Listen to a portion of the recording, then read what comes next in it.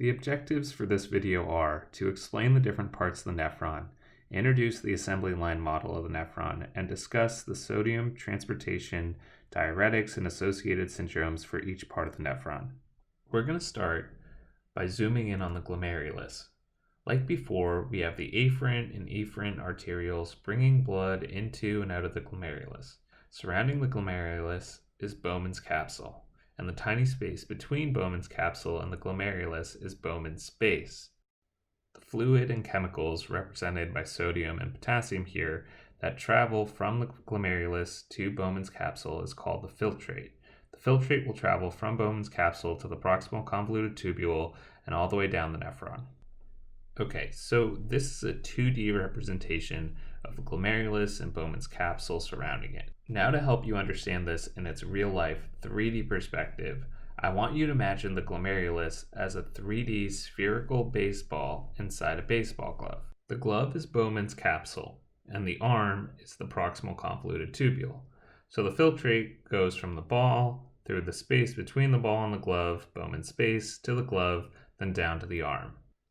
Okay, that's enough on the glomerulus. Let's zoom back out and discuss the 4 main areas of the nephron. Alright, so as we discussed, here we have Bowman's capsule surrounding the glomerulus. Sodium transportation happens throughout the tubule, which has 4 main areas, nicely color-coded in this diagram. The proximal convoluted tubule, the loop of Henle, the distal convoluted tubule, and the collecting duct. You should memorize the order of these parts. You can use a mnemonic, or in this instance, I just recommend to pay more attention to the words themselves. Proximal convoluted tubule, it's proximal to the glomerulus. The loop of Henle is a loop. Distal convoluted tubule, it's distal to the glomerulus. And the collecting duct, I don't know, ducts just go at the end of things. Before going into the assembly line model, let's clear up some vocab. When it comes to renal, there are some words that can make things more confusing than they need to be. Let's start with filtrate. The filtrate is the liquid and chemicals that enter the tubule from the glomerulus.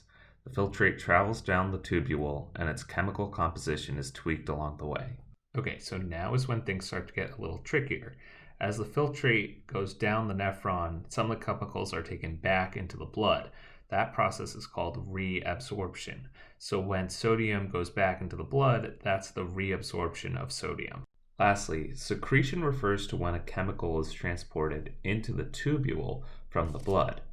To clarify, if a chemical enters the filtrate along the tubule, so not at the glomerulus, then that chemical was secreted into the nephron. For example, potassium is secreted into the nephron at the collecting duct. So far, the vocab you can logic yourself through. Filtrate, what is filtered at the glomerulus and then travels down the tubule. Reabsorption, well, that's what is reabsorbed back into the blood. And if something has gotten into the nephron and it wasn't filtered, then it was secreted into it. Just looking at sodium alone, things can get pretty confusing. Once you add other chemicals like potassium and hydrogen into the mix, it's just a really big mess. Look at all the arrows going in different directions. The schematic is messy, and you don't have time for that. That's why I propose reimagining the nephron to be like an assembly line. So here we have the assembly line model. Blood is entering through the afferent arteriole, filtered at the glomerulus, and exiting through the efferent arteriole. The filtrate goes through Bowman's space to Bowman's capsule, then down out to the proximal convoluted tubule, loop of Henle, distal convoluted tubule, and collecting duct. Below the nephron is the blood, where reabsorbed chemicals go and where secreted potassium and hydrogen come from. This is how I studied and learned the nephron, and I advocate for it because of how easy it is to follow. Okay, so yes, there's no more loop to the loop of Henle, and I'm sure that has some physiological importance, but please appreciate the simplicity of this drawing.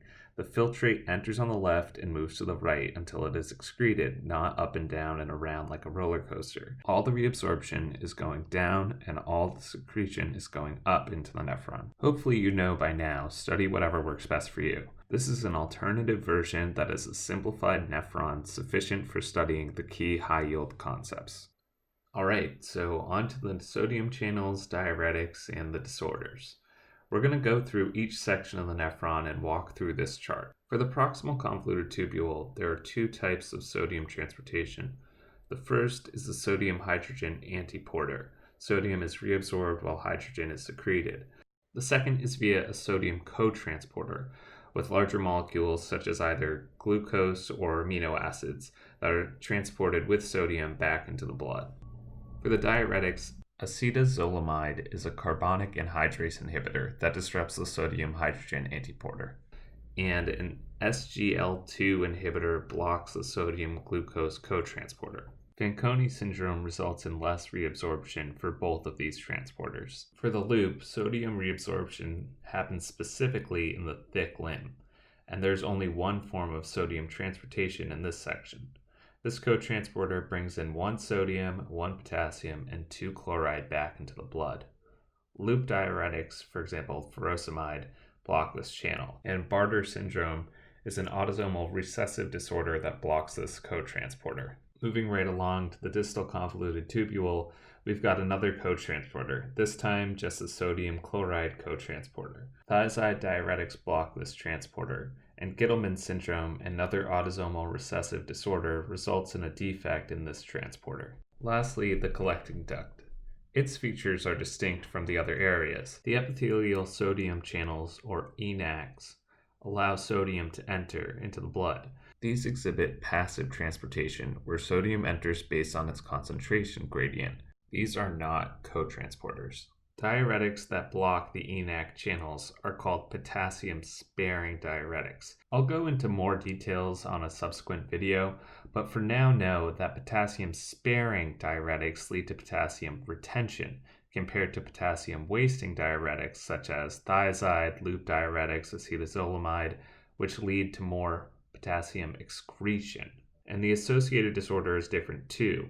Little syndrome is an autosomal dominant disorder that actually leads to more ENaC channels, so it results in more sodium reabsorption. Okay, that's it. We made it through the different types of sodium transportation, the diuretics, and the associated disorders for the different areas of the nephron. So in review, we discussed the parts of the nephron, went over the assembly line model, and went through sodium transportation, diuretics, and the associated disorders. If you can draw all this out by heart, you should be in good shape. Good luck.